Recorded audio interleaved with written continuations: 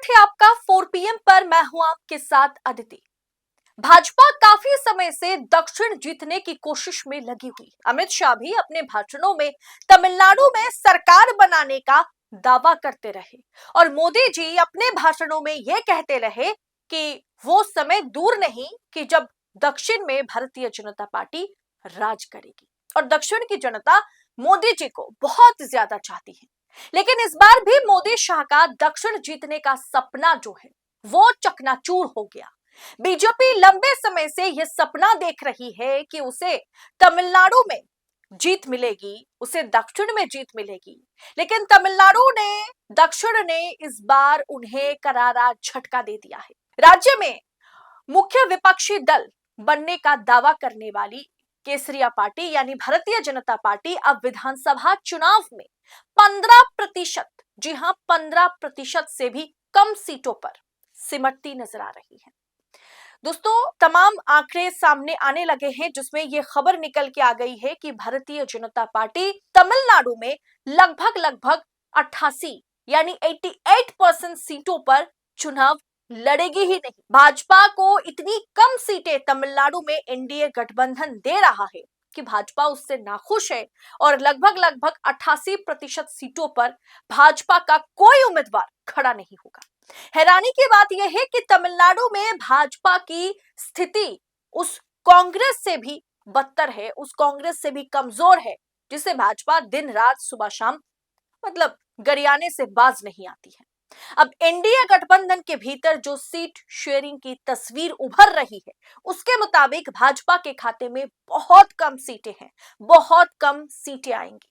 अब एनडीए में भाजपा को तमिलनाडु में जितनी सीटें ऑफर की जा रही है उससे भाजपा खुश नहीं है और वो सीटें कांग्रेस से भी बहुत कम है। मतलब कांग्रेस को जितनी सीटें ऑफर की जा रही है, जितनी सीटों पर तमिलनाडु में कांग्रेस चुनाव लड़ेगी, उससे कई ज्यादा सीटें कम भाजपा के खाते में आ रही हैं। अब उस पर भाजपा जीतेगी हारेगी वो तो बात की बात है। और सिर्फ तमिलनाडु नहीं दोस्तों, तमिलनाडु से सटा हुआ पुडुचेरी जहां विधानसभा का चुनाव होने हैं, वहां भी भाजपा या फिर एनडीए गठबंधन की बात की जाए तो भाजपा को दरकिनार किया जा रहा है। दोस्तों, पहले आपको बता दूं कि तमिलनाडु में क्या कुछ चल रहा है। राजनीतिक गलियारों में चर्चा है कि भाजपा ने चुनाव से पहले ही दक्षिण में घुटने टेक दिए। मतलब इलेक्शन होने से पहले, अभी भी इलेक्शन होने में 1 महीने का पूरा 1 महीने का वक्त बचा है और ठीक उससे पहले भाजपा ने वहां पर सरेंडर कर दिया है। तमिलनाडु विधानसभा चुनाव में अब 1 महीने से भी कम का वक्त बचा है और एआईएडीएमके के नेतृत्व वाले गठबंधन में सीटों का बंटवारा अंतिम चरण में है, जहां अमित शाह मोदी की जो भारतीय जनता पार्टी है उसे दरकिनार किया जा रहा है। उससे इतनी कम सीटें ऑफर की गई हैं कि ये ना गले के अंदर जा सकती है ये सीटें और ना ही इसे भाजपा निगल सकती है, ना ही उगल सकती है। अब अमित शाह के साथ तमाम बैठकों के बाद भी सीट शेयरिंग का फॉर्मूला जो है वो तय नहीं हुआ है। भाजपा ना खुश है, ना एआईएडीएमके इससे ज्यादा सीटें ऑफर करने की मूड में है। गठबंधन को अंतिम रूप देने के लिए एआईएडीएमके नेता जो है एडीपी के पलानिस्वामी जो है, उन्होंने हाल ही में दिल्ली में अमित शाह से मुलाकात की। पीयूष गोयल ने हाल ही में दौरा किया, दौरा करने वाले हैं पीयूष गोयल। माना जा रहा है कि अगले हफ्ते केंद्रीय मंत्री पीयूष गोयल चेन्नई का दौरा करेंगे। मोदी जी खुद चेन्नई से कुछ समय पहले हो आए हैं, लेकिन सीट शेयरिंग की बात जो है वो एनडीए के भीतर तमिलनाडु में वो बात बन नहीं पा रही है। अब मुख्य विपक्षी दल बनने का दावा जो भाजपा करती है तमिलनाडु में, उसकी तो हवा निकल गई।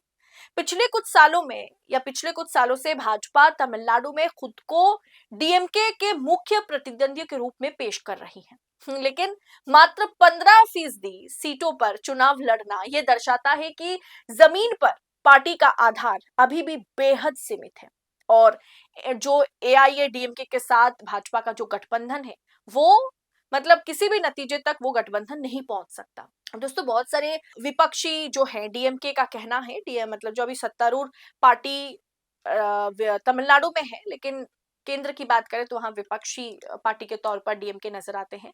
तो उनका कहना है कि हिंदी भाषी जो पार्टी है उसका ठप्पा हटाने की भाजपा की कोशिशें तमिलनाडु के जो द्राविड़ गौरव है ना, उसके सामने नाकाम साबित होगी। अब वही स्थिति पश्चिम बंगाल में भी है।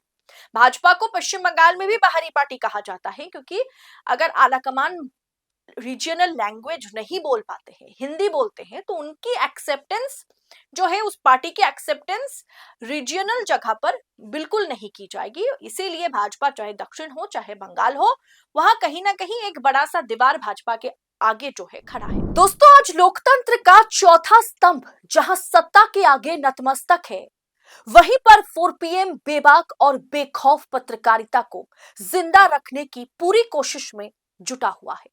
हम पर मुकदमों से लेकर के चैनल बंद करने का भी दबाव बनाया जा रहा है, लेकिन हम हारेंगे नहीं।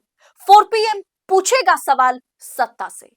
बस इस मुश्किल दौर में हमें आपकी सपोर्ट की जरूरत है। 4 PM को ज्यादा से ज्यादा ज्वाइन करें। ज्वाइन बटन को क्लिक करके आप हमें आर्थिक तौर पर 4 PM को, स्वतंत्र पत्रकारिता को मजबूत कर सकते हैं। उम्मीद है कि आपके सपोर्ट से ये जंग भी हम जीत जाएंगे। अब दोस्तों, जानकारों का मानना यह है कि भाजपा ने अपनी हार के डर से या गठबंधन को बचाने के लिए कहीं डीएमके मतलब एआईएडीएमके भी जाकर के इंडिया में शामिल ना हो जाए, या फिर इंडिया गठबंधन के आगे खुद को मजबूत दिखाने के लिए, डीएमके के आगे खुद को मजबूत दिखाने के लिए मजबूरी से गठबंधन को बचाने के लिए कम सीटों पर भाजपा ने समझौता कर लिया है। मतलब कम सीटें दी गई है और उसके आगे भाजपा की चली नहीं। जो अमित शाह हर जगह पर सीटों के बंटवारे का फॉर्मूला तय करते हैं, उनकी बात दक्षिण में नहीं चली। दोस्तों, इतनी कम सीटों पर चुनाव लड़ना कैडर के मनोबल को भी गिरा देता है एक तरीके से।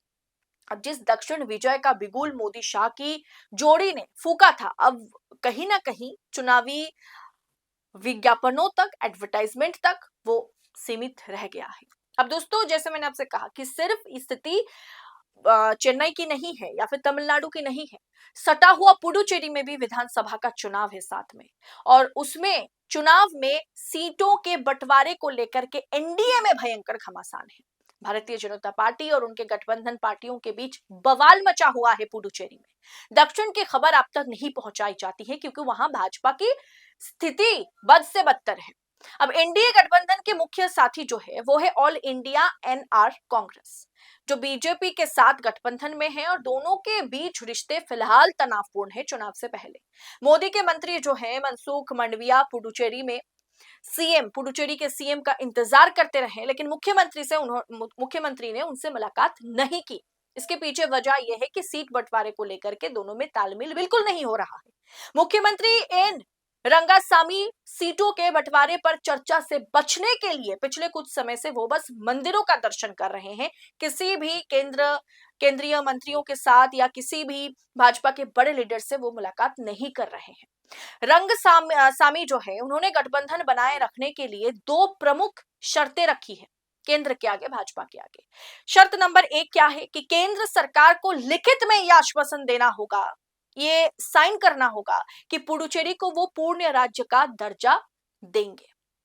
दूसरा क्या है? दूसरा शर्त यह है कि लॉटरी बिजनेसमैन मार्टिन के बेटे जोस चार्ल्स मार्टिन की पार्टी जो है, जिसके साथ भाजपा गठबंधन में है, एनडीए में वो हिस्सा है, उस पार्टी को एनडीए से बाहर रखना होगा। एक चर्चा और भी है कि रंगासामी भाजपा का साथ छोड़कर जो अभिनेता विजय की पार्टी है, टीवी के है, या फिर डीएमके के साथ भी वो गठबंधन बना सकते हैं। इसीलिए भाजपा पर भयंकर दबाव है कि वो कैसे भी करके रंगासामी को अपने साथ रखे, पुडुचेरी में ये गठबंधन टूटे ना, एनडीए गठबंधन। यानी कुल मिलाकर के देखा जाए तो साउथ में भाजपा की जीत जो है वो नामुमकिन है। भाजपा एक तरीके से हार चुकी है, मतलब चुनाव से पहले ही भाजपा ने सरेंडर कर दिया है। पुडुचेरी में गठबंधन धोखा दे रहा है, तो तमिलनाडु में गठबंधन भाजपा को इतनी कम सीटें ऑफर कर रही है कि उसमें कांग्रेस से भी तमिलनाडु में भाजपा की स्थिति बदतर है। मतलब कांग्रेस की स्थिति भाजपा से अच्छी है तमिलनाडु में। अब साउथ में, दक्षिण में भाजपा का सपना जो है वो तो चकनाचूर हो गया है। अब इस पूरे विषय पर आपकी राय क्या है? पुडुचेरी और तमिलनाडु चुनाव से जुड़ी इस अपडेट पर आपकी टीका टिप्पणी कमेंट बॉक्स में बताइएगा, और ऐसी तमाम खबरों को यूं ही पड़ताल के साथ पाने के लिए 4 PM न्यूज नेटवर्क के साथ बने रहे। इस रिपोर्ट में इतना ही, आपसे जल्द होगी मुलाकात। बहुत बहुत शुक्रिया आपका। जय हिंद, जय भारत।